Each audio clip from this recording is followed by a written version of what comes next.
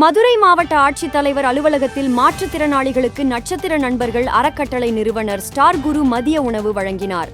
மதுரை மாவட்ட ஆட்சியர் அலுவலகத்தில் மாற்றுத்திறனாளிகளுக்கு விலையில்லா 3 சக்கர மோட்டார் சைக்கிள் வழங்குவதற்கான நேர்காணல் முகாம் நடைபெற்றது. இந்த முகாமில் மதுரை மாவட்டத்தின் பல்வேறு பகுதிகளில் இருந்து 500க்கும் மேற்பட்டோர் கலந்து கொண்டனர்.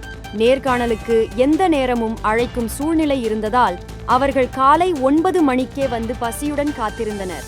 அவர்களின் சிரமத்தை அறிந்த நட்சத்திர நண்பர்கள் அறக்கட்டளை நிறுவனர் உணவு தந்தை ஸ்டார் குரு அவர்கள் மாவட்ட ஆட்சியர் அலுவலகத்திற்கு நேரடியாக சென்று மாற்றுத்திறனாளிகள் மற்றும் அவர்களுடன் உடன் வந்தவர்களுக்கும் மதிய உணவாக பிரியாணி மற்றும் குடிநீர் பாட்டில்களை வழங்கினார். மதிய உணவை பெற்றுக்கொண்ட மாற்றுத்திறனாளிகளும் அவர்களுக்கு துணையாக வந்திருந்தவர்களும் தங்களது மனமார்ந்த நன்றிகளை ஸ்டார் குரு அவர்களுக்கு தெரிவித்துக் கொண்டனர்.